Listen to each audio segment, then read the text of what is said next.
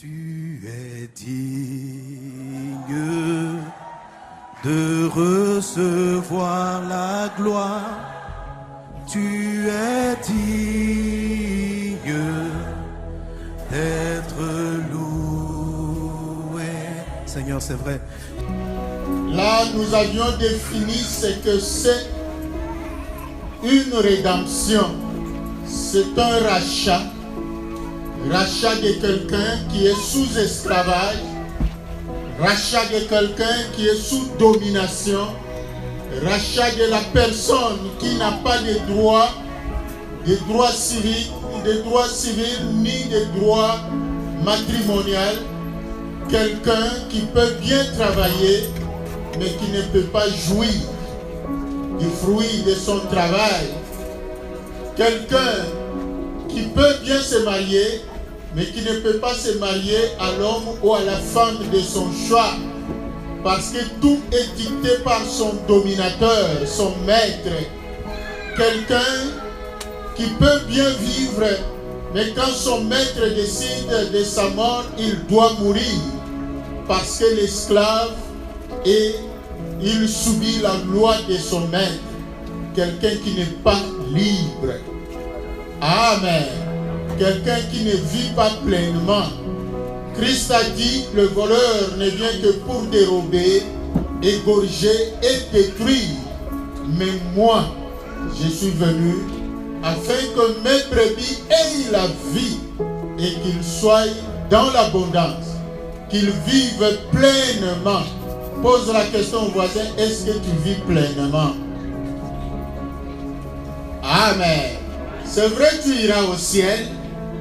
Amen. Parce qu'il y a deux aspects de la bénédiction que Christ nous a apportée. Il a dit la vie éternelle pour le siècle à venir, mais aussi la bénédiction en abondance pour le siècle présent. C'est-à-dire pendant que nous vivons encore sur cette terre, nous devons être bénis, nous devons vivre pleinement, nous devons être heureux, nous devons avoir le bonheur. La Bible dit heureux le peuple dont l'Éternel est Dieu. Acclamons le Seigneur notre Dieu. Et on a parlé de l'esclavage. On a parlé aussi comment devenir esclave. C'est vrai qu'il y a beaucoup à dire, mais on a donné juste quelques lignes et le Saint-Esprit va compléter. On aura le temps, amen, dans l'avenir, à l'aide du Saint-Esprit, de continuer à compléter l'enseignement. Mais ce qui est important, que nous puissions continuer, que nous puissions avancer d'abord pour avoir tout l'enseignement. Parce que jusque-là, on n'était que dans l'introduction. Et le Rédempteur. Donc aujourd'hui, nous continuons et on va aborder le sous-thème qui vient. C'est vrai qu'on ne pourra pas finir cet enseignement parce que le Seigneur veut que nous y allions lentement. C'est vrai qu'on va avoir une pause parce qu'on a une autre mission en vue. Le Rédempteur, on a fini l'esclave. Maintenant, le Rédempteur, c'est qui? Amen. Le Rédempteur, c'est le Sauveur. C'est la personne qui paye la rançon. Amen. C'est le Sauveur. C'est ça qu'on appelle Rédempteur. La personne qui paye la rançon. La rançon, c'est-à-dire c'est le prix de ta libération, le prix de ta délivrance, le prix de rachat.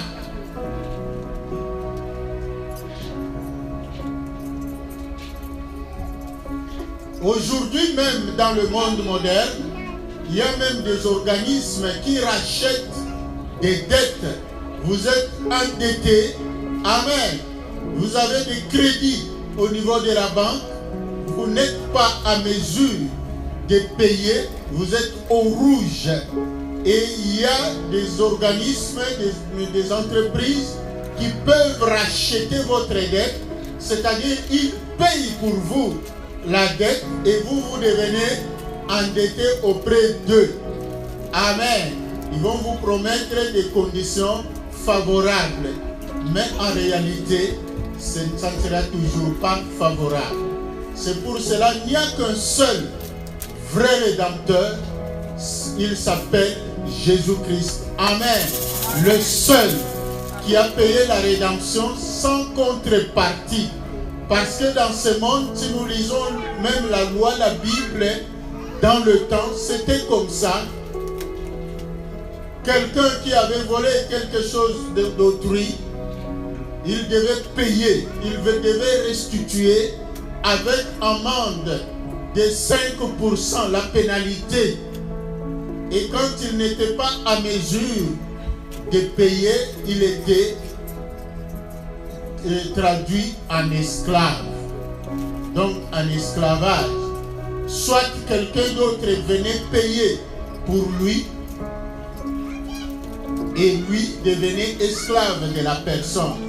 Nous avions parlé de la veuve du serviteur de Dieu qui était mort.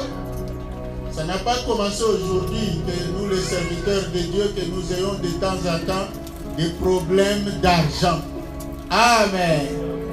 Les serviteurs de Dieu qui étaient morts.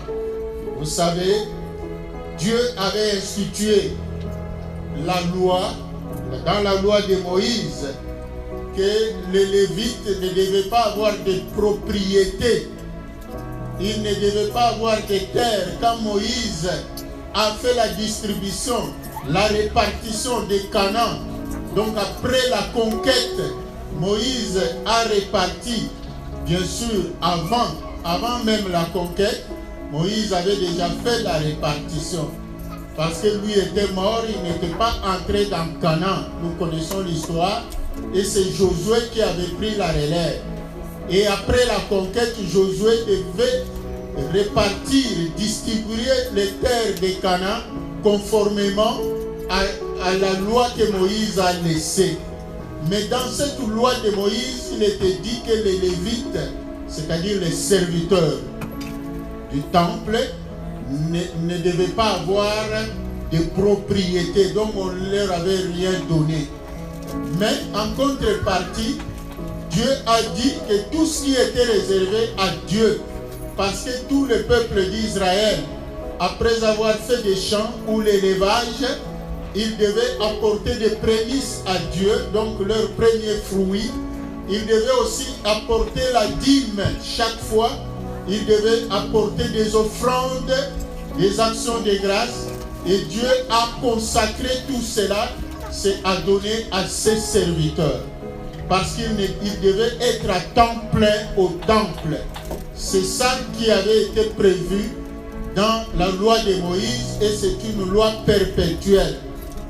Mais malheureusement, le diable aidant, avec la méchanceté des hommes, le monde a évolué et de plus en plus, il y a des scepticismes.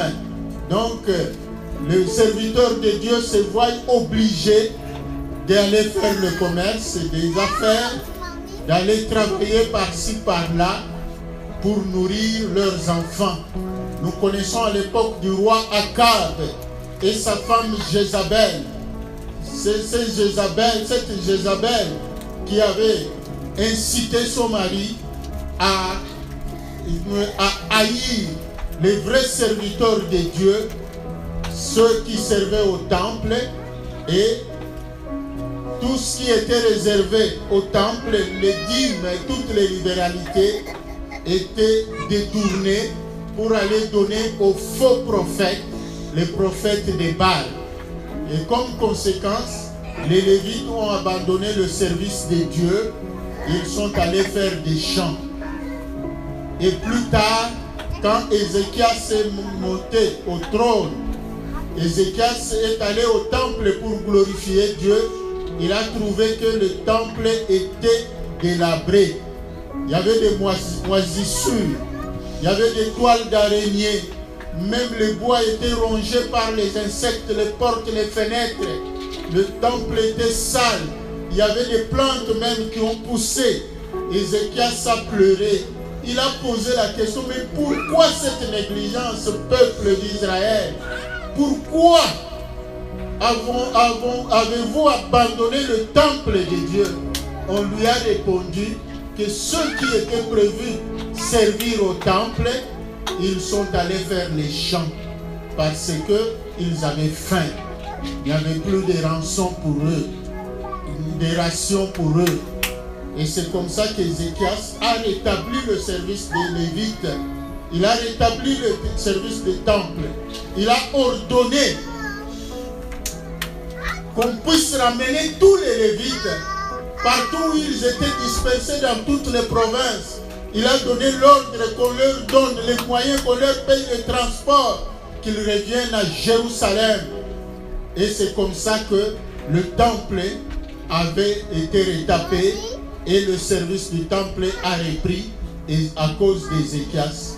C'est pour cela la Bible nous dit, Ézéchias, quand il fallait mourir, il a imploré Dieu, il a dit, Seigneur, c'est vrai que tu as décidé que je meure, mais Seigneur, souviens-toi.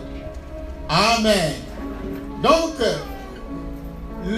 ces serviteurs-là, c'est parmi les gens qui travaillaient, qui devaient aider sa famille, mais malheureusement, n'ayant pas les moyens, il s'est fait endetter. Et après sa mort, les créanciers, les propriétaires de l'argent sont venus réclamer auprès de la veuve. Ils ont dit, puisque tu n'es pas en mesure de payer les dettes laissées par ton mari, nous prenons tes 2 enfants comme esclaves. Acclamons le Seigneur notre Dieu. On en avait parlé.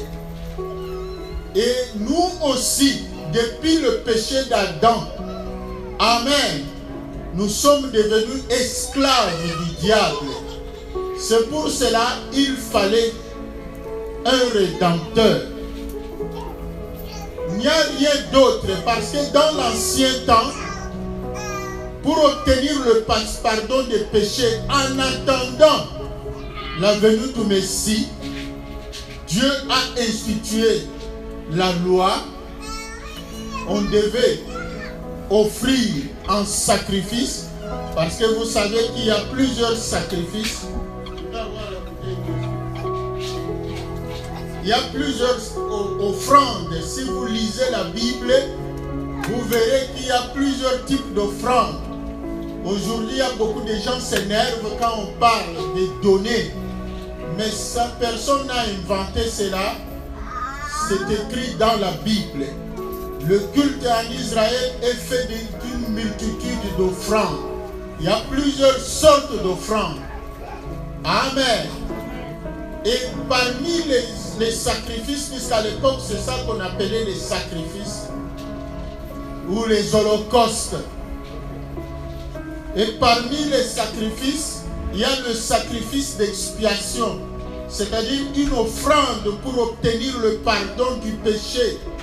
On devait amener un animal qui devait être sacrifié au temple, dont le sang devait servir à l'expiation du péché. En Israël, il y a une période où le souverain sacrificateur entrait une fois, c'est souvent entre septembre et octobre, la période qu'on appelle le Yom Kippour. C'est-à-dire, pendant cette période-là, le souverain sacrificateur doit entrer dans la tente d'assignation avec le sang des animaux.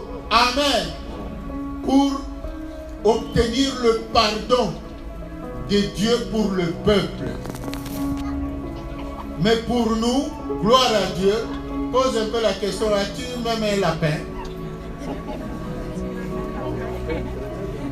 Amen. C'est pour cela qu'il faut dire heureusement. Christ, la Bible nous dit, il s'est offert une fois pour nous, une fois pour toutes. Il est entré dans la tente d'assignation une fois pour toutes. Il a obtenu pour nous le pardon. C'est-à-dire, il a livré son sang. Au lieu que nous puissions continuer à donner des animaux, à égorger des animaux, mais Christ s'est livré. Pourquoi? Parce qu'en réalité, le sang des animaux n'était que une consolation psychologique. Ça n'effaçait pas réellement le péché là-bas dans le livre de Dieu. Parce que si vous lisez dans Jérémie 17, vous verrez, Dieu dit, les péchés de Judas sont inscrits avec un burin de fer. C'est-à-dire on ne peut pas les effacer facilement. Il n'y a que le sang de Jésus qui peut effacer nos péchés. Le sang des animaux à l'époque n'effaçait pas le péché, mais ça consolait l'esprit.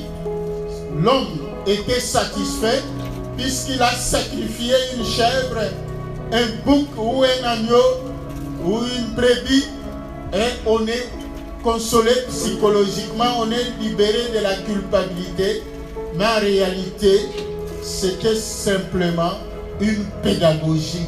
Amen. Il n'y a que le sang de Jésus qui est capable d'effacer le péché, nos péchés. Voilà pourquoi on appelle ça le sang de rédemption. Donc c'est la rançon. Jésus-Christ lui-même s'est donné en rançon pour toi et pour moi. Donc c'est lui le vrai rédempteur. On peut lire Ésaïe 47, le 4e verset, le berger va nous aider.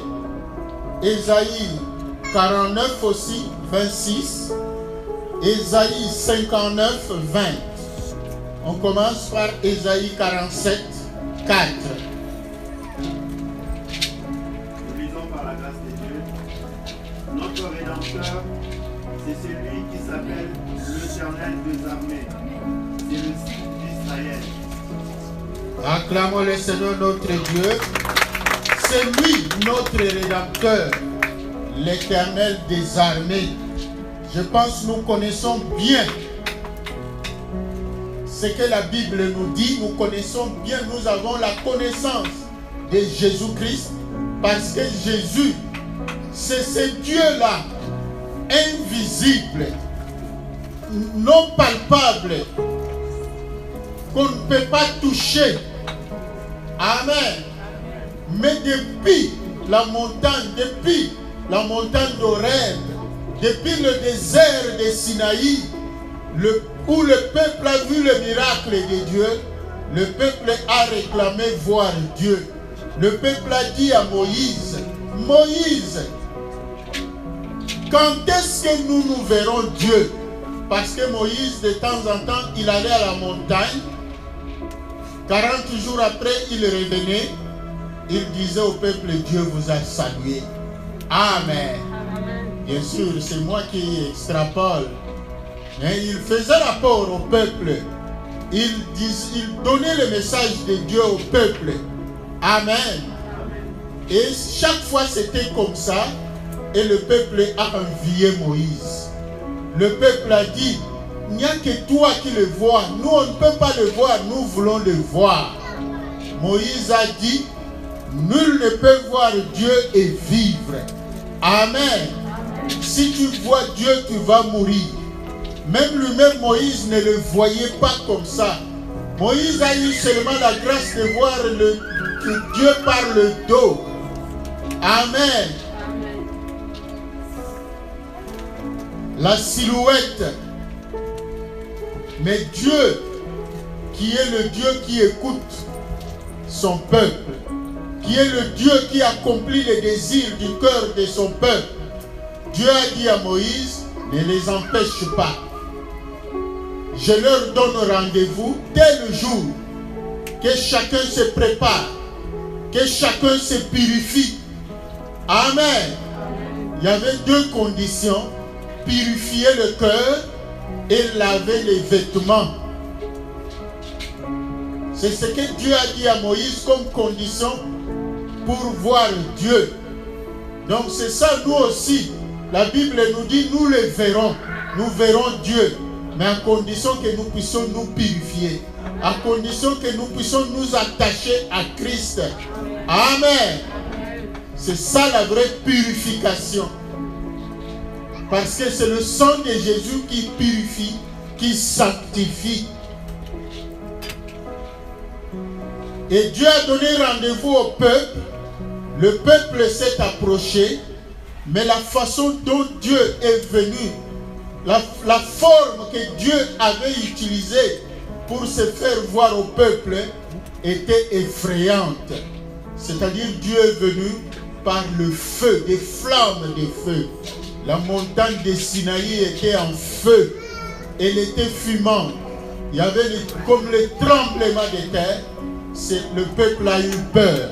Le peuple a dit, non Moïse, nous ne voulons plus le voir. Toi reste seulement parler avec lui et tu viendras nous dire. Et c'est ce jour-là que Dieu a donné la promesse. Il a dit à Moïse, dites-leur, je leur enverrai un prophète. Celui qui l'écoutera vivra. Celui qui ne l'écoutera pas mourra. Voilà pourquoi Jésus a dit, nul ne vient au Père que par moi. Il n'y a de salut qu'en Jésus-Christ. Il n'y a pas plusieurs chemins. Même s'il y a plusieurs chemins qui mènent à Rome, à Paris, partout, à Montréal, à Longueuil. Pour venir à Longueuil, nous qui venons de la rive nord, on peut prendre le tunnel, la Fontaine, Pont Jacques-Cartier, on peut même, et ceux qui sont plus à l'ouest là-bas, peuvent même prendre le pont Mercier, et il y a plusieurs voies. Amen. Mais pour aller au ciel, il n'y a qu'un seul chemin, une seule voie qui mène au ciel. Cette voie s'appelle Jésus-Christ. Parce que Jésus, c'est le seul qui a pris le risque. Il s'est livré pour toi, pour moi. Il n'y a personne d'autre. Pas même notre père biologique, pas même notre mère biologique, pas même notre oncle, notre tante, pas même notre cousin. Personne ne s'est pointé garant. Le seul. Il nous connaissait ce qui allait lui arriver, mais il n'a pas renoncé. Amen. Il est allé jusqu'au bout. Voilà pourquoi on l'appelle le Rédempteur. Il est notre Rédempteur parce que le sang des animaux n'a pas suffi. Notre argent n'a pas suffi pour nous délivrer de l'esclavage de Satan. Amen. C'est lui le Rédempteur et le prix qu'il a payé, c'est son corps et son sang. Voilà pourquoi il a dit, vous ferez ceci en mémoire de moi. Voilà pourquoi nous célébrons la Sainte Seine. En réalité, la Sainte Seine, c'est tous les jours, tous les cultes. Amen. Mais pour des raisons économiques et sociales, nous les faisons seulement une fois par mois. Mais nos amis, par exemple, les catholiques, ils le font chaque culte. Amen. Parce que c'est ça la recommandation de Jésus-Christ. Que chaque fois qu'on se rassemblera, on se souviendra de son sacrifice sous la croix de Golgotha. Et la façon de se souvenir de ce sacrifice, c'est de célébrer la Sainte Seine. Acclamons le Seigneur notre Dieu. Donc le Rédempteur, c'est lui. Lisons 1 Pierre, les autres passages d'Ésaïe, comme je vous ai dit, Ésaïe 45, 26, Ésaïe 59, il y a Ésaïe 49, pardon. On a lu Ésaïe 47, 4, Ésaïe 49, 26 et Ésaïe 59, 20. Vous lirez à la maison. Maintenant, on peut lire rapidement 1 Pierre. 1 Pierre 1, 18 et 19. Et on peut aussi lire Ephésiens 1, 7. 1 Pierre 1, 18 et 19. Nous lisons par la grâce de Dieu.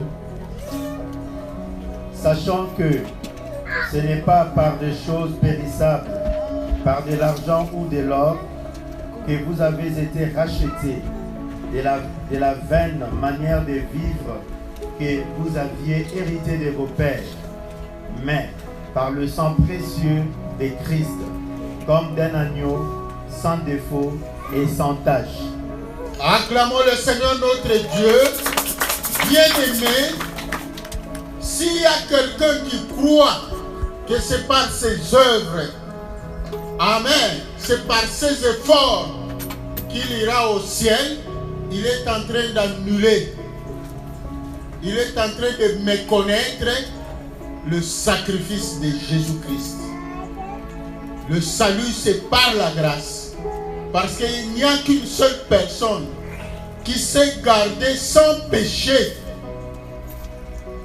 Et c'est comme ça qu'il a été trouvé juste. Et Dieu a dit tous ceux qui seront en lui, parce que la Bible nous dit dans Jean chapitre 1, versets 12 à 13, à ceux qui l'ont reçu. Amen. À tous ceux qui l'ont reçu et qui croient en son nom, il leur a donné le pouvoir de devenir enfants de Dieu. Si aujourd'hui nous sommes appelés fils, filles de Dieu, c'est à cause de Jésus, le sacrifice de Jésus. Nous devons marcher dans la sanctification, mais ce n'est pas notre sanctification qui va nous amener au ciel. C'est la sanctification de Jésus-Christ. Amen. Le mot sanctification d'ailleurs signifie mise à part. Donc, la rédemption, c'est aussi notre mise à part. Il a fait de nous un peuple à part. Ce n'est pas par les œuvres, ce n'est pas par nos efforts, ce n'est pas par d'autres sacrifices, ce n'est pas par l'argent. Amen. Ça c'est très important parce que le diable nous attrape par des petits pièges. Il veut nous amener dans cette dimension de la loi, croyant que c'est par l'observation de la loi que nous irons au ciel. En ce moment-là, nous annulons le sacrifice de Dieu. Parce que cet enseignement, c'est ça. Dieu a trouvé que l'homme de lui-même n'était pas capable de mériter le ciel. Dieu a utilisé tous les moyens. Il a tué les gens à l'époque de Noé par le déluge. Il a fait alliance avec Noé, croyant que l'homme pouvait tirer des leçons. Amen. Jésus lui-même nous rappelle chaque fois dans les évangiles, ça sera comme à l'époque de Noé. À l'époque de Noé, les gens mangeaient, ils buvaient, ils faisaient des fêtes, tout. Quand Noé fabriquait son bateau là, les gens se moquaient de lui. Amen. Donc c'est la même chose. Et après que la terre soit encore remplie, là nous sommes à l'époque, à la génération d'Abraham, le péché était toujours la même chose comme avant. Dieu a tué les gens par le feu. Il a fait alliance avec Abraham. Amen. Mais dans la suite, nous connaissons toujours, le péché a repris. Donc Dieu a trouvé que l'homme ne peut pas se sauver seul. L'homme n'est pas capable d'être parfait. Et c'est comme ça que Dieu a trouvé le moyen. Amen. Son fils unique a dit, Seigneur, ne les détruis pas. Laisse-moi aller. le châtiment qui leur est réservé, que ça tombe sur moi. C'est pour cela que Dieu a permis, bien que Jésus-Christ soit Dieu, mais puisqu'il a porté cette chair, Dieu a permis qu'il sente réellement ce châtiment-là. Voilà pourquoi la Bible dit, le châtiment qui nous donne la paix est tombé sur lui. Il a effectivement senti. C'est pour cela, en tant qu'homme, un certain moment, angoissé. Amen. Il est allé prier à la place de la sueur. C'était des boules de sang qui sortaient de son corps. Qui d'entre nous est déjà arrivé? Nous connaissons des épreuves. Mais qui d'entre nous est déjà arrivé au niveau où il commence à avoir une sueur de sang? Personne. C'est vrai, nous disons passé, souffrance. Dieu est injuste. Mais personne ne souffrira comme Jésus. La Bible nous dit, qui a cru à le voir? Personne ne pouvait croire que c'est lui, le Fils de Dieu. Parce que les Juifs, dans leur orgueil, ils attendaient le Messie comme quelqu'un qui devait venir parmi les riches. Ils regardaient parmi les femmes riches, les vierges riches, donc des familles riches. En tout cas, certainement, Dieu va choisir une vierge parmi les familles riches. Vous savez, c'est comme ça. Quand Joseph avait amené ses deux enfants, Manassé et Ephraïm, auprès de son père Jacob, pour qu'il prie, selon la loi, selon la coutume, l'aîné à la primauté, la main droite devait se poser sur l'aîné et la main gauche sur le deuxième, le second, parce que c'est ça le droit d'aînesse. Mais Joseph était surpris quand son père s'est approché des enfants. Au lieu d'imposer, Joseph a pris soin d'aligner les enfants selon le droit d'aînesse. Il a mis l'aîné à la droite de son père et le second à gauche pour que son père impose les mains conformément à la coutume. Mais il était déçu, il était surpris. Son père est venu, il a croisé les bras. Amen. Amen. Donc la main gauche est allée sur l'aîné, la main droite est allée sur le cadet. Joseph s'est fâché, il a dit, non père, pourquoi tu agis comme ça? Joseph a fait des remontrances à son père Jacob, mais Joseph ne savait pas que c'est prophétique.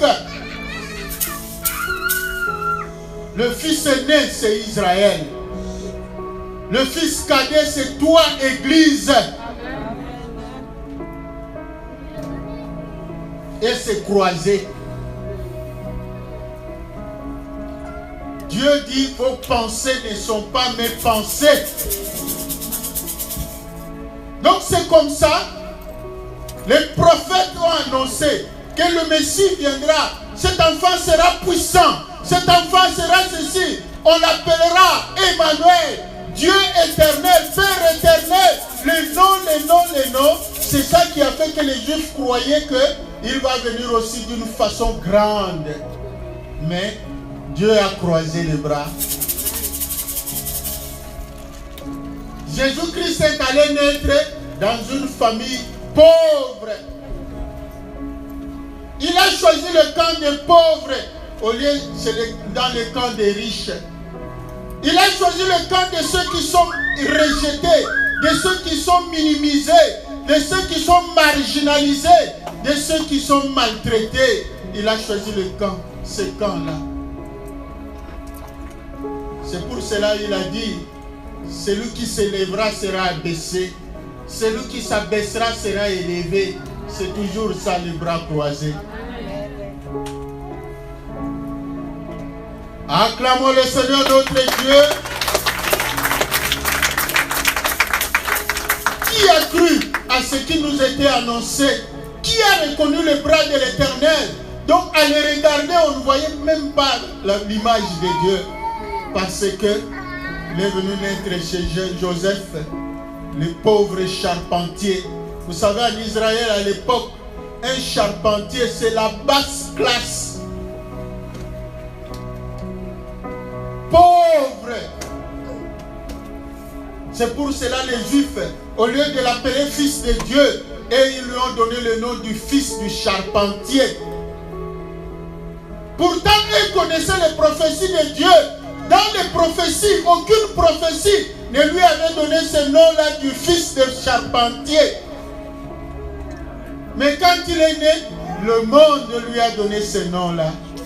Mon frère, ma soeur, ce qui importe pour toi, c'est le nom que Dieu te donne. Amen.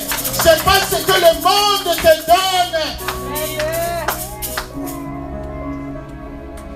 Tu as besoin de la valeur que Dieu te donne. Tu n'as pas besoin de la jauge du monde. Le monde peut te mesurer comme il veut. Rappelez-vous, dans Zacharie, le jeune homme qui avait un ruban, qui cherchait à mesurer Jérusalem, on lui a dit arrête.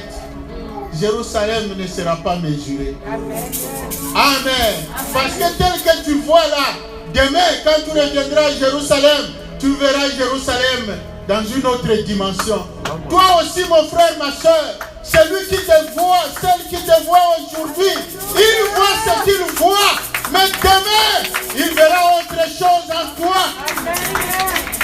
Que personne ne t'intimide. Parce que mon Rédempteur est vivant. Mon Rédempteur est vivant.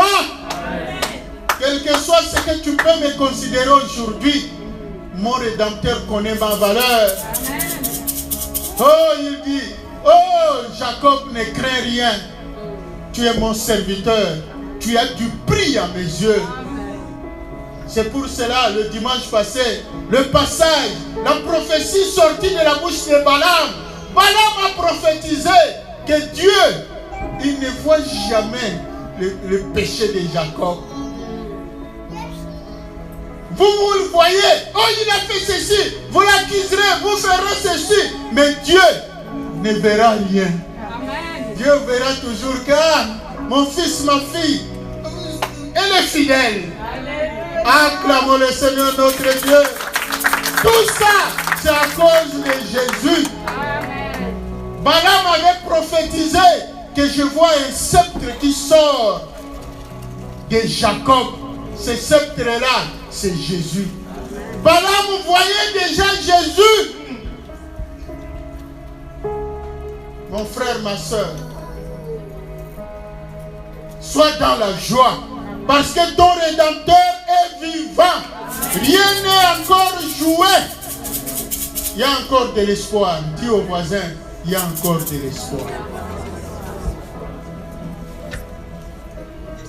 C'est pas tard. Ne crois pas que c'est trop tard. Il n'y a pas de trop tard.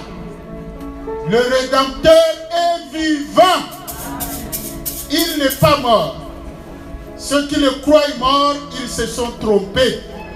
Amen. Il est vivant. Il a dit, mon Père agit jusqu'à présent, moi aussi j'agis. Oh, c'est merveilleux cette phrase-là. C'est dans Jean 5, 17. Mon Père agit jusqu'à présent, moi aussi j'agis. Il y a des gens qui disent, non, le temps des miracles est passé. Vous savez, moi j'avais un cousin qui priait quelque part, où on leur disait, non, il n'y a plus de miracles. Le temps des miracles est passé et tout ça. À Kinshasa, le berger connaît.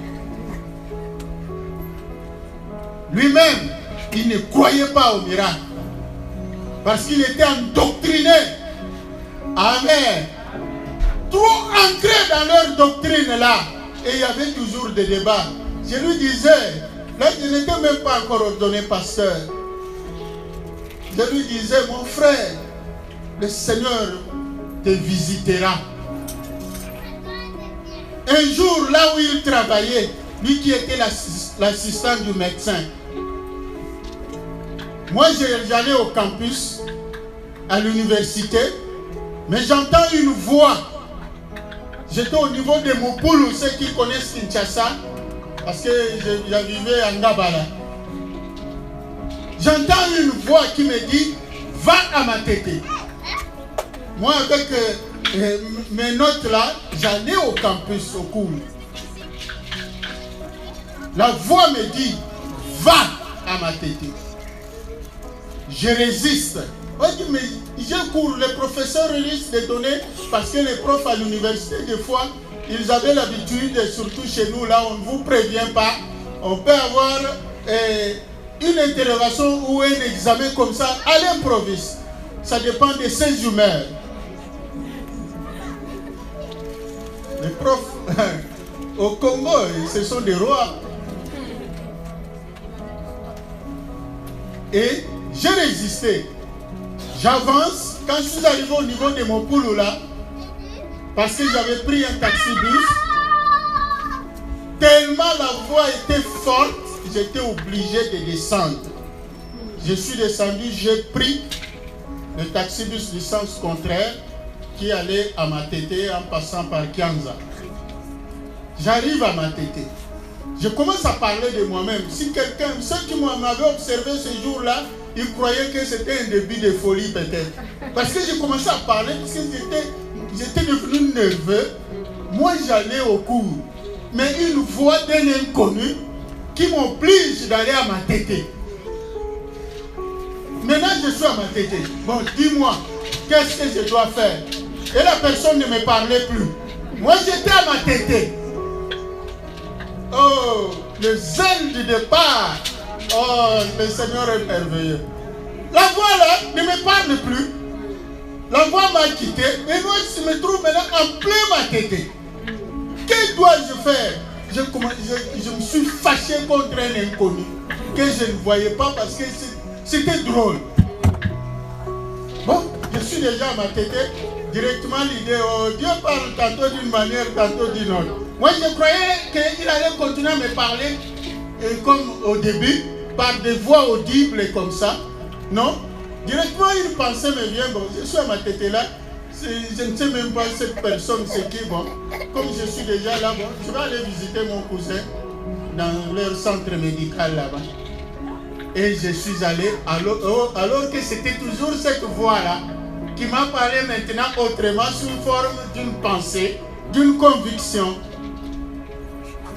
J'arrive, je le vois, il était là à son poste, on s'est salué, il faisait son travail et du coup on avait amené une jeune fille, 13-14 ans. Arrivé là-bas, lui, il essaye d'examiner la fille, il trouve que la fille était déjà morte. Il a fait tout ce qu'il pouvait faire. La fille était déjà morte, donc le médecin aussi, son médecin est venu. Bon, ils ont tous attesté que, en tout cas, on ne pouvait plus rien faire. Elle était déjà morte. Et directement, la voix là est revenue. Elle me dit, c'est pour ça que tu es là. Oh, c'est merveilleux. Quand j'ai entendu cette voix-là, directement, une force. D'abord, le diable, il nous intimide. D'abord, il me dit, ah, si je prie ici et qu'il ne se réveille pas, qu'est-ce que les gens vont dire? Quand j'essayais de réfléchir comme ça, cette voix-là me gronde. Allez, commence. Je suis allé, les parents, donc la famille qui pleurait là, la dame qui priait, qui pleurait, qui criait toujours. Ah, Yesu, Yesu vraiment, Otienda Iwapi, Yesu, c'est-à-dire Jésus, où tu m'as mise maintenant? C'est comme si elle était déçue de son Jésus. Elle criait toujours Jésus et cela a suscité une compassion terrible. Mon frère, ma soeur, intercesseur, intercesseuse, ta prière ne peut jamais être efficace s'il n'y a pas une compassion en toi. J'ai senti une compassion terrible. Et ça m'a poussé directement, les larmes ont commencé à couler de mes yeux. Tout jeune là, je suis allé, j'ai dit à la dame, écoute maman, je t'entends crier Jésus, Jésus, j'espère que ce n'est pas un autre Jésus que celui à qui moi je crois. Si c'est le même Jésus qui est le Fils de Dieu venu du ciel pour nous, pour toi et moi, qui est Dieu, ne pleure plus, toi et moi prions. Cette maman regarde un inconnu. Heureusement au Congo, les gens sont sensibles à la prière. Directement, j'ai commencé la prière d'autorité. J'ai commencé, j'ai loué d'abord Dieu. Ensuite, j'ai commencé à proclamer. Je priais, je fais une affaire de 10 minutes à peu près. Donc, j'avais saisi l'enfant. Je priais, je lui imposais les mains. Les yeux fermés. Pendant la prière, j'entends une force qui me quitte. Et directement, cet enfant s'élève. Elle se réveille. Et elle était troublée, elle sort en courant. Les gens ont commencé à crier Alamouki, Alamouki, Azana Limoma, Azana trouble, elle courait. Parce qu'elle courait comme ça, elle pouvait faire accident. Les gens l'ont suivi, l'ont attrapé. Parce que là, elle était perdue. Mon cousin là, il y a aussi son ami qui était là, qui est aujourd'hui devenu pasteur.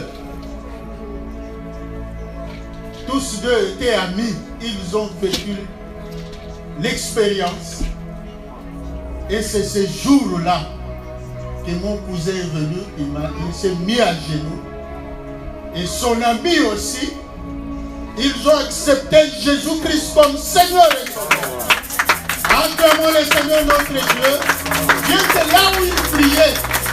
Il disait qu'il croyait en Jésus. Mais comment croire en Jésus sans croire au miracle? Parce que Jésus-Christ, c'est le miracle même.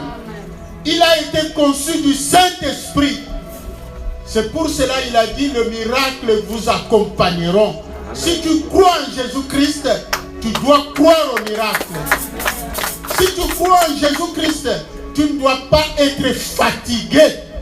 La foi en Jésus ne se fatigue point.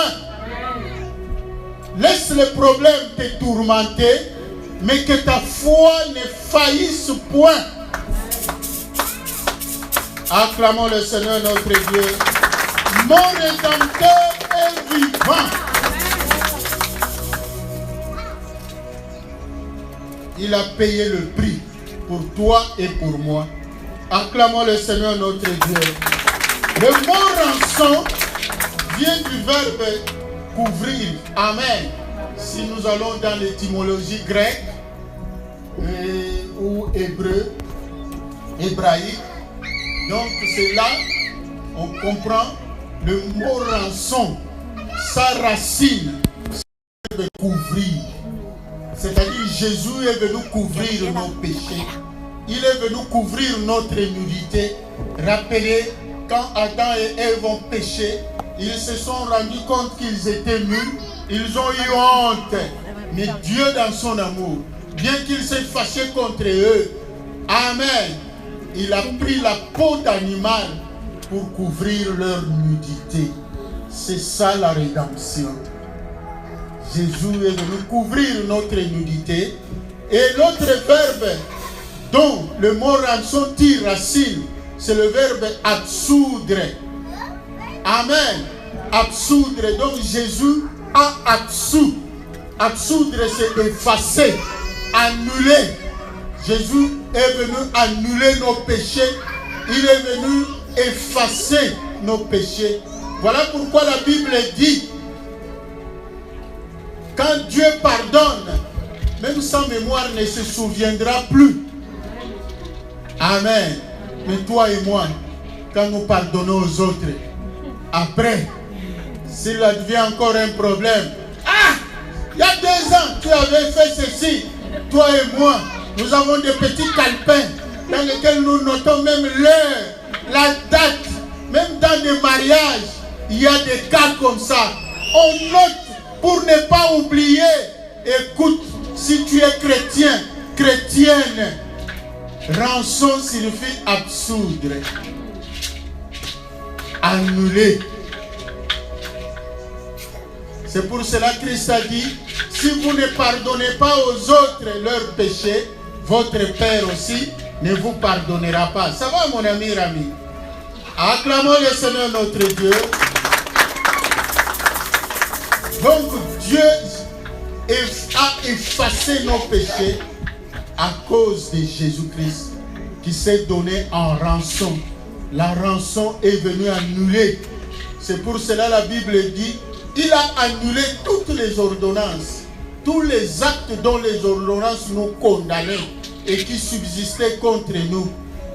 La Bible dit, qui accusera les élus? Il n'y a plus de condamnation pour ceux qui sont à Christ. Donc c'est ça, la rédemption vient libérer de la condamnation. Amen. Acclamons le Seigneur notre Dieu. Dis au voisin, Jésus-Christ est vraiment mon rédempteur.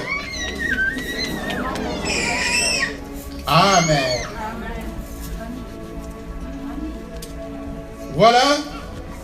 Et maintenant, nous allons entrer dans le plan de rédemption. Le sous-thème d'aujourd'hui, c'est le chiffre 4 et le plan de rédemption de Dieu. Le chiffre 4 et le plan de rédemption.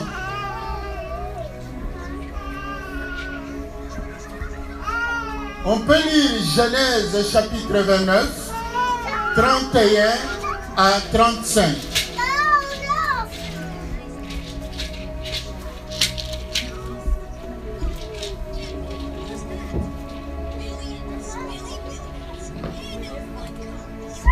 Genèse 31, pardon, Genèse 29, 31 à 35. Genèse 29, 31 à 35. Les enfants de Jacob. L'Éternel vit que Léa n'était pas aimée et il l'a rendue féconde, tandis que Rachel était stérile. Léa devint enceinte et enfantant un fils, à qui elle donna le nom de Ruben, car elle dit, l'Éternel a vu mon humiliation et maintenant mon mari m'aimera. Elle devint encore enceinte et enfantant un fils, et elle dit, l'Éternel a entendu que je ne t'ai pas aimé, et il m'a aussi accordé celui-ci. Et elle lui donna le nom de Siméon. Elle devint encore enceinte et enfantant un fils, et elle dit, pour cette fois, mon mari s'attachera à moi, car je lui ai enfanté 3 fils. C'est pourquoi on lui donna le nom de Lévi. Elle devint encore enceinte et enfantant un fils, et elle dit, cette fois, je louerai l'Éternel. C'est pourquoi elle lui donna le nom de Judas, et elle cessa d'enfanter. Amen. Amen. Tu peux continuer. En fait, vous pouvez continuer à la maison puisque le temps est avancé. Donc là, on est en train de nous parler des enfants de Jacob. Parce que pour comprendre le plan de rédemption, il faut aussi comprendre pourquoi 12 tribus d'Israël et pourquoi tribu de Juda. Parce que c'est ça la lignée de Jésus-Christ. Amen. On peut lire aussi Matthieu chapitre 1er, du 1er au 18e verset. C'est un passage, des fois quand on lit ça c'est fatigant parce qu'on ne cite que des noms des gens. L'évangile selon Matthieu au chapitre 1er, à partir du premier verset, nous dit ceci. Généalogie de Jésus-Christ, fils de David, fils d'Abraham. Abraham engendra Isaac, Isaac engendra Jacob, Jacob engendra Juda et ses frères. Juda engendra Tamar, Pharé et Zara. Pharé engendra Esrom. Esrom engendra Aram. Aram engendra Aminadab. Aminadab engendra Nasson. Nasson engendra Salmon. Salmon engendra Boaz de Rahab. Boaz engendra Obed de Rith. Obed engendra Isaïe. Isaïe engendra David. Le roi David engendra Salomon de la femme d'Uri. Salomon engendra Roboam. Roboam engendra Abia. Abia engendra Asa. Asa engendra Josaphat. Josaphat engendra Joram. Joram engendra Osias. Osias engendra Joatam. Joatam engendra Akaz. Akaz engendra Ézéchias. Ézéchias engendra Manassé. Manassé engendra Amon. Amon engendra Josias. Josias engendra Jéconias et ses frères au temps de déportation à Babylone. Après la déportation à Babylone, Jéconias engendra Salatiel. Salatiel engendra Zorobabel. Zorobabel engendra Abioud. Abioud engendra Eliakim. Eliakim engendra Azor. Azor engendra Sadok. Sadok engendra Achim. Achim engendra Eliud. Eliud engendra Éléazar. Éléazar engendra Matan. Matan engendra Jacob. Jacob engendra Joseph, l'époux de Marie, de laquelle est né Jésus, qui est appelé Christ. Il y a donc entre tout 14 générations depuis Abraham jusqu'à David. 14 générations depuis David jusqu'à la déportation à Babylone. Et 14 générations depuis la déportation à Babylone jusqu'à Christ. Amen. Acclamons le Seigneur notre Dieu. Au fait, Dieu, il a conçu le plan, son plan de rédemption. Vous savez, en Israël, donc les chiffres sont apparentés aux lettres. C'est-à-dire les chiffres parlent plus. Et nous parlons de plus en plus du chiffre 4.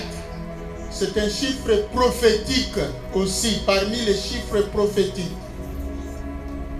Donc le plan de rédemption de Dieu, rien n'a été conçu par hasard. Ce que nous devons retenir, c'est ça. Dieu, qui a fait alliance avec Abraham, il a dit à Abraham, ceux qui naîtront de toi seront mon peuple. Abraham a eu Ismaël avec sa servante et non avec son épouse Sarah. Dieu a dit non, c'est pas celui-là, le fils de la promesse. Le fils de la promesse naîtra de ta femme. Et Sarah avait déjà 90 ans quand il a conçu Isaac. Amen. 90 ans. Donc, ils ont eu Isaac, et Isaac a eu 2 enfants avec sa femme Rebecca, Ésaü et Jacob. Nous avions lu le passage. Dieu dit, regardez Ésaü et Jacob, tous les 2 enfants. Qui a fait du mal? Personne. Amen. Qui a fait le bien? Personne. Mais moi, j'ai décidé d'aimer Jacob et de haïr Ésaü. c'était déjà la notion de grâce. Amen. Pour comprendre, c'était le message que Dieu donnait déjà à partir d'Isaac. Donc Dieu choisit l'un, il laisse tomber l'autre. D'ailleurs, à partir de là, malheureusement, le diable, il donne aussi une autre façon.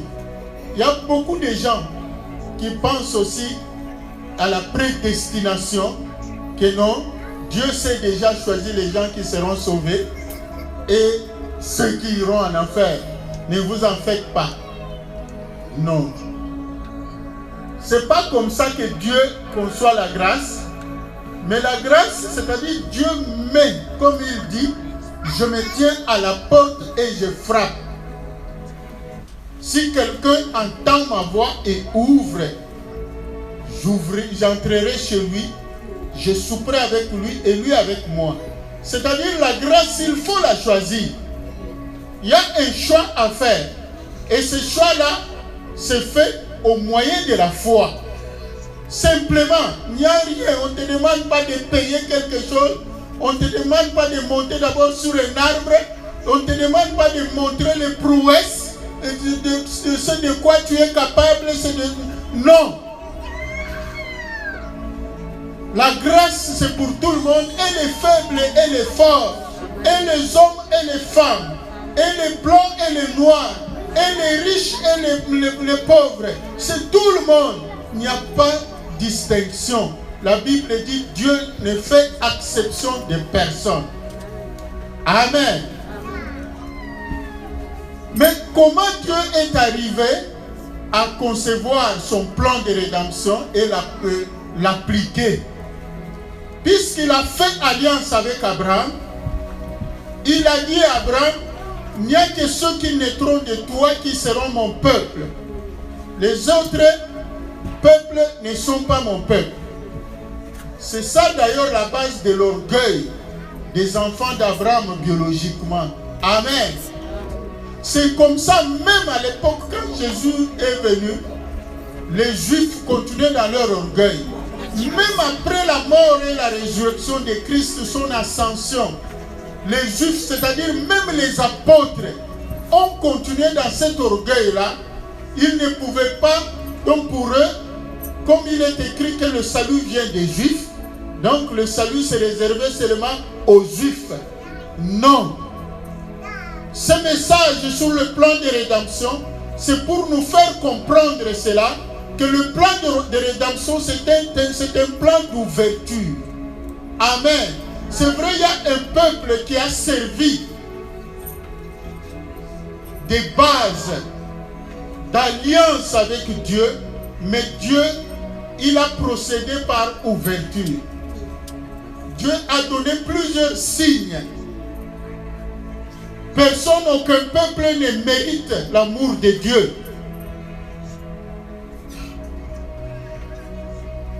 Alors, Isaac a eu 2 enfants. Dieu a choisi Jacob. Il a rejeté Ésaü. Et de Jacob, il y a 12 garçons et une fille, c'est-à-dire 13 enfants qui sont nés. Mais comme dans la tradition, on ne comptait pas les filles. Amen. C'est comme ça qu'on parle des 12 tribus d'Israël. Mais Jacob lui-même,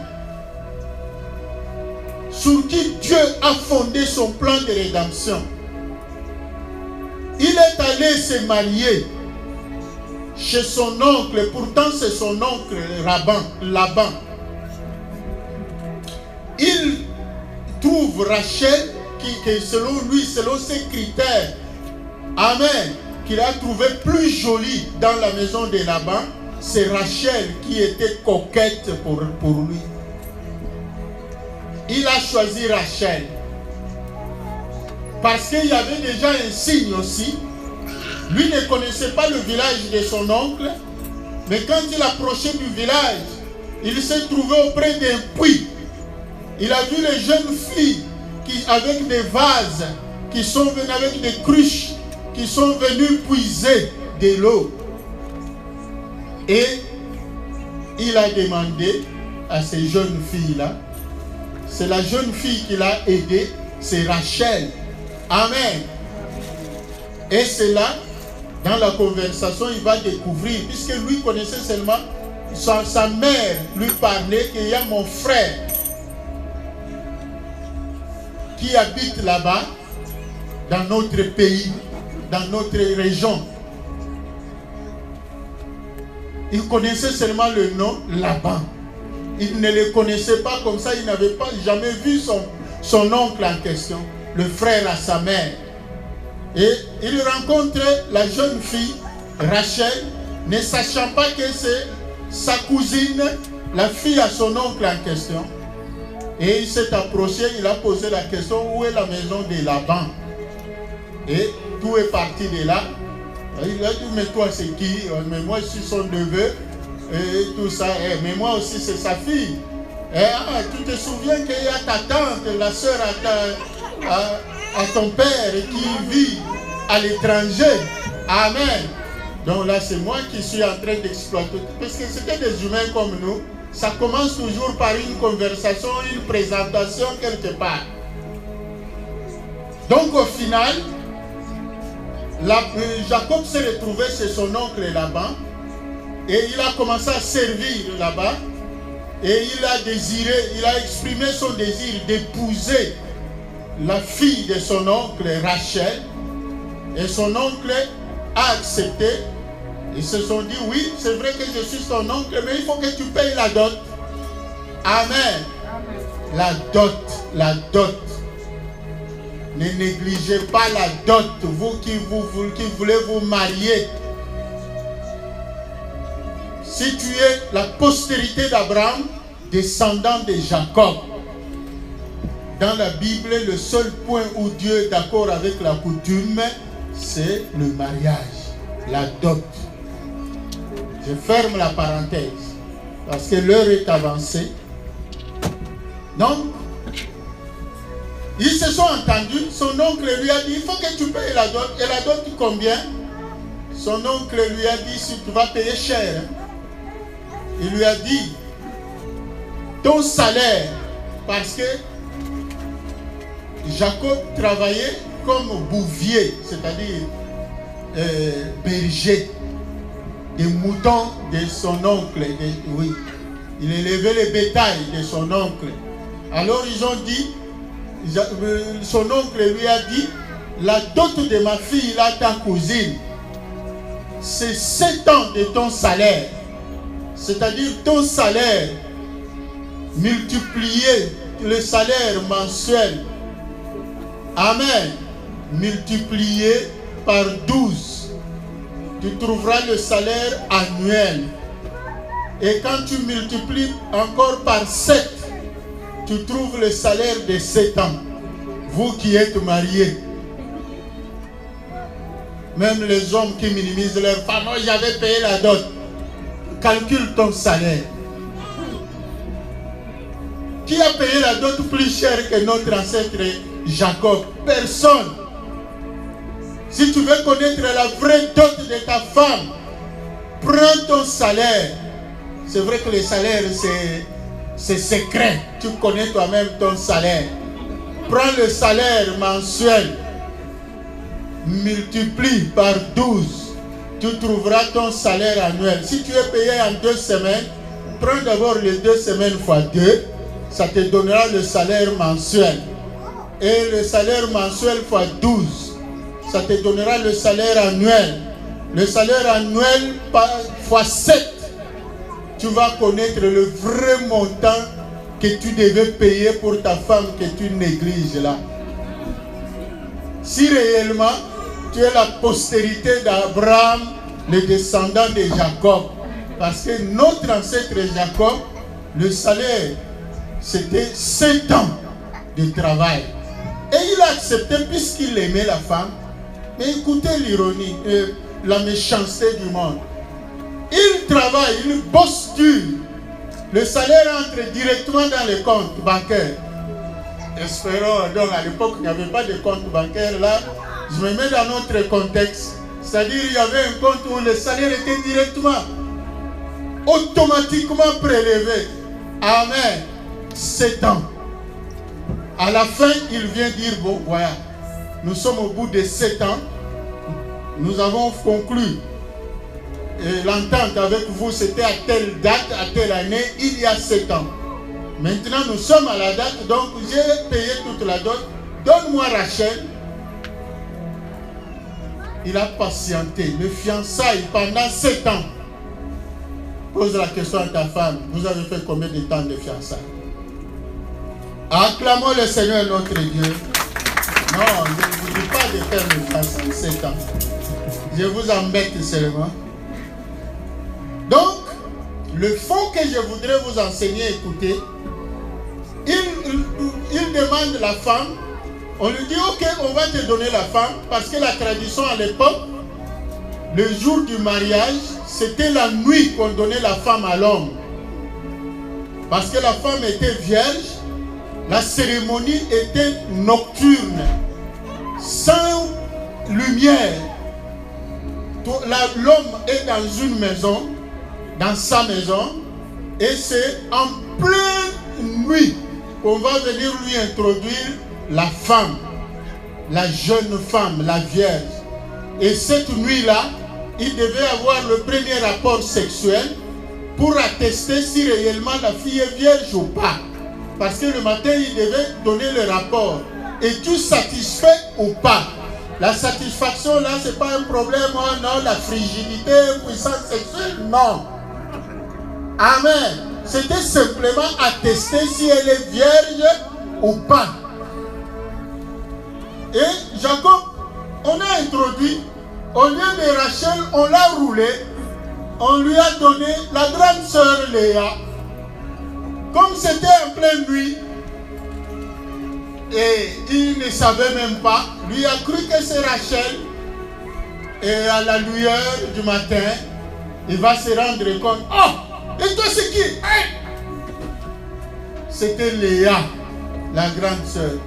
Jacob, furieux, il est allé voir son beau kilo, donc son oncle qui était devenu son beau-père. Mais qu'est-ce que tu m'as fait? Moi j'ai payé la dot, j'ai travaillé 7 ans durement pour Rachel. Et maintenant vous me donnez Léa. Et là-bas, c'était un homme compliqué, un féticheur. Puisqu'il savait aussi que c'est son neveu. Il va lui répondre bonnement, il lui dit, écoute, dans la coutume chez nous ici, la jeune sœur ne peut pas se marier avant la grande sœur. C'est vrai que tu as choisi Rachel, mais puisque Léa n'est pas mariée, c'est Léa qui doit aller dans le mariage. Jacob a essayé de discuter, il lui dit, jeune homme, écoute, si tu tiens toujours à avoir Rachel, travaille encore 7 ans. C'est écrit dans ta Bible que tu as là. Donc Jacob a travaillé encore 7 ans. C'est comme ça que Jacob s'est retrouvé malheureusement polygame. Amen. Donc, la femme qu'il avait aimée, qu'il avait choisie librement, c'était Rachel. Mais on lui a donné Léa. C'est toujours bras croisés de Jacob. Acclamons le Seigneur notre Dieu. Donc lui-même, c'est la leçon qu'il avait obtenue dès le départ aussi. Ce qu'il a choisi, c'était pas ça, on lui a donné autre. Donc il a été aussi roulé. Là, c'était notre enseignement. Cet aspect-là, je n'aimerais ne pas entrer. Je risque de trop vous bourrer de théories. Il a eu Léa. Léa a eu 7 enfants. Amen. Il a eu Rachel. Donc, pendant qu'il travaillait 7 ans, il y avait déjà Léa qui était dans sa maison. Il faisait déjà des enfants. Donc, pour Léa, il fallait se limiter à 4 enfants. Mais Dieu leur a donné jusqu'à 7, c'est-à-dire 6 garçons et une fille, Dina. Et Jacob, il a pris aussi les esclaves. C'est l'enseignement que je vous ai donné. puisque quand on mariait un chef qui avait des esclaves, lorsqu'il marie sa fille, amen, il donne comme les matabiches. En français, c'est quoi, excusez-moi? Comme extra. Donc, c'est-à-dire tu achètes une quantité, comme le fournisseur, le vendeur est satisfait, il va t'ajouter une autre quantité. Donc, dans la tradition, c'était ça. Les esclaves servaient aussi des extras. Donc, pardon? Bonus, merci beaucoup, c'est ça le terme. Bonus. Tu vois l'esclave, tu ne vas pas choisir. C'est pour cela que beaucoup ont des problèmes de mari de nuit, de femmes de nuit. Est-ce que tu n'es pas un bonus quelque part? C'est très spirituel, bien-aimé. Parce qu'on a donné Léa à Jacob, on lui donne Bila, l'esclave, la servante. Amen. Bila aussi est devenue femme de Jacob, sans doute. Hein? Donc, parce que c'est un bonus. Quand il a travaillé encore 7 ans pour Rachel, on lui donne Rachel, on va lui donner Zilpa comme bonus. Et Jacob s'est retrouvé avec 4 femmes. Le chiffre 4. Acclamons le Seigneur notre Dieu. Donc, ce n'est pas par hasard. C'est toujours prophétique. Bien que ça paraît un péché, ça paraît mauvais, mais Dieu a conçu son plan comme ça. Pour que personne ne puisse s'enorgueillir.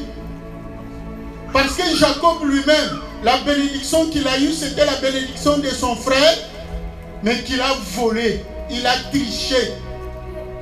Il a manipulé l'esprit de son père qui était aveugle.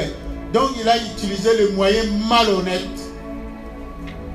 Mon enseignement ici, ce n'est pas pour dire que ceux qui sont malhonnêtes puissent s'applaudir. Non. Amen. Mais je suis en train d'expliquer comment le plan de rédemption a été conçu par Dieu. Et Jacob a eu, avec Léa, 4 enfants. Et Judas, tribu de Judas. Judas est le 4e enfant de Jacob.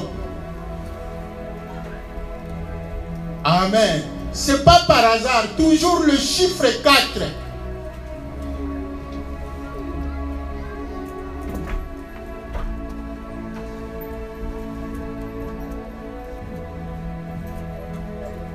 L'aîné de Jacob, c'est Ruben.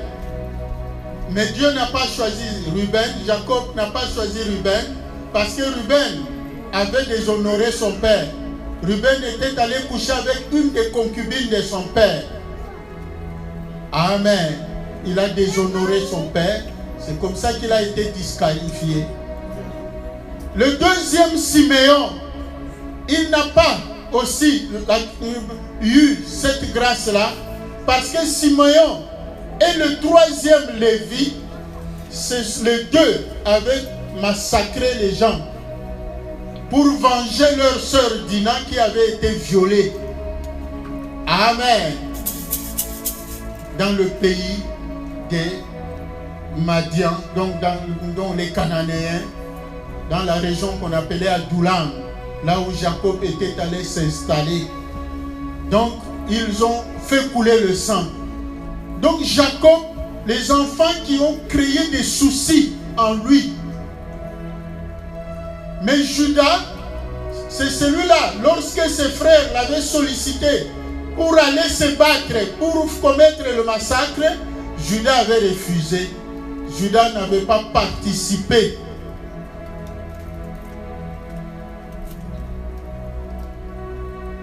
Et Judas, le 4e, c'est celui-là qui s'était éloigné. Il est allé se marier. Aujourd'hui, on va arrêter là. Donc, pour comprendre que quand le Seigneur nous fera grâce de terminer cet enseignement, on fera la grande prière. Il faut que tu aies ça en tête. Que la délivrance, tu ne vas pas la mériter. Amen. il faut que ça soit par grâce. C'est pas parce qu'on a jeûné. Oui, il faut jeûner. Amen. C'est pas parce qu'on a abandonné ceci ou cela. Oui, il faut marcher dans la sanctification. C'est ça qui fait de nous, qui montre que nous sommes des chrétiens. Mais tout est grâce.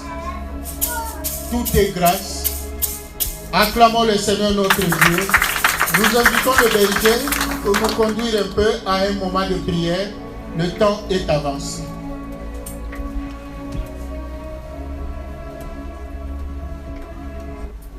Lèvons-nous pour prier.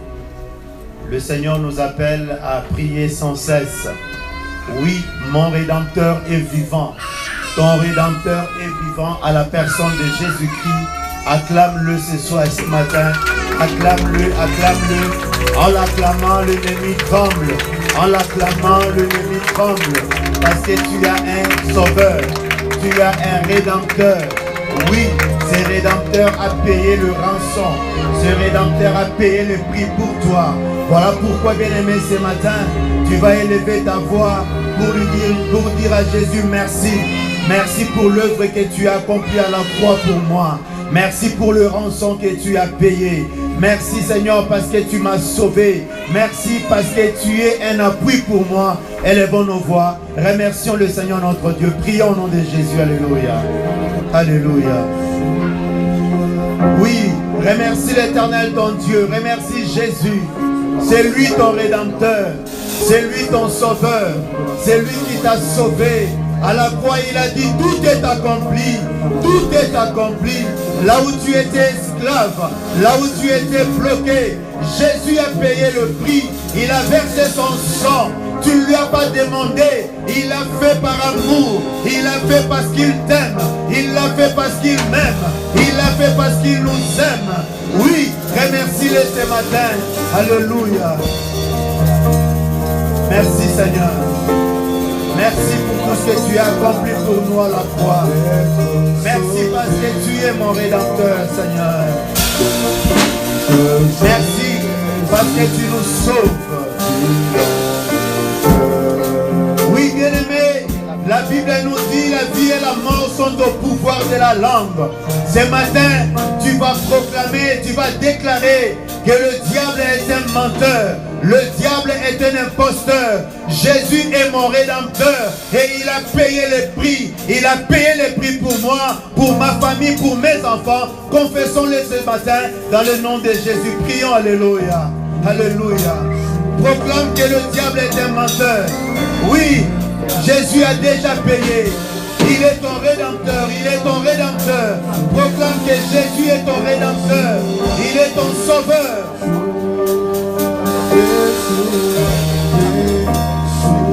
Nous proclamons Jésus notre Rédempteur. Nous proclamons ce matin que tu es notre Rédempteur. Nous proclamons ce matin que tu es notre Rédempteur. Nous proclamons Jésus notre Rédempteur. Nous proclamons Jésus notre Sauveur. Nous proclamons Jésus notre Rédempteur. Toi diable, tu es un menteur. Tu n'as plus le pouvoir de toi sur nous. Ce matin nous proclamons au nom de Jésus. Deux armes nulles sans effet.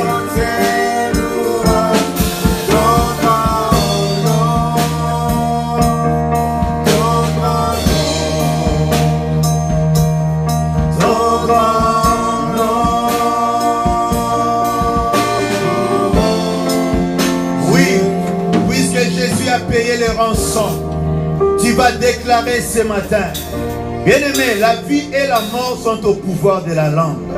La Bible ajoute dans Apocalypse, nous avons vaincu le diable à cause du sang de l'agneau, mais aussi des paroles de notre témoignage. Le sang que Jésus a payé comme rançon nous donne la victoire, mais aussi le parole.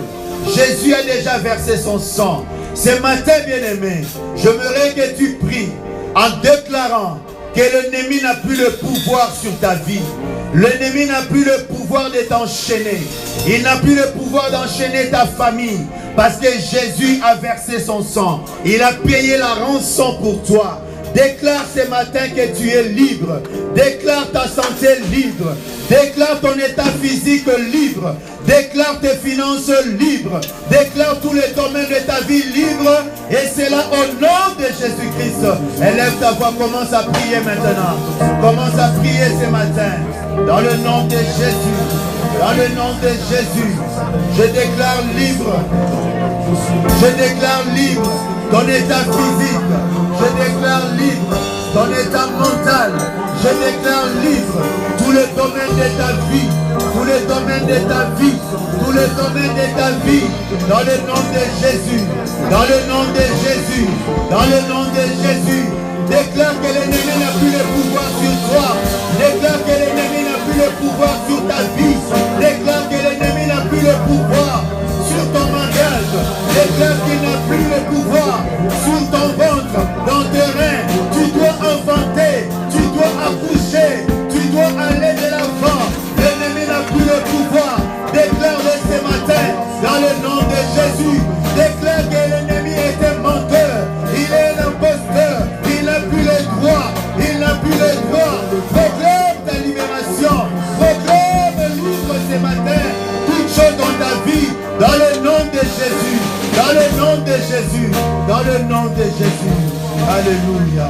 Oui, puisque Jésus a payé la rançon et que Jésus est ton rédempteur, tu vas prier ce matin. Tu vas prendre l'autorité sur tout ce qui te dérange, sur toute influence du diable. Tu vas les repousser. Tu vas les chasser hors de ta vie, de ta maison, de ton travail, dans le nom de Jésus-Christ.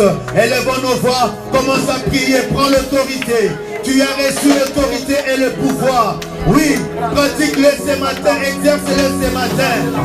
Chasse tout ce qui n'est pas de Dieu, tout ce qui est mauvaise influence, dans le nom de Jésus. Dans le nom de Jésus. Alléluia. Il a vaincu la mort, ressuscité, mon Dieu est capable. En son nom, nous avons la victoire. Le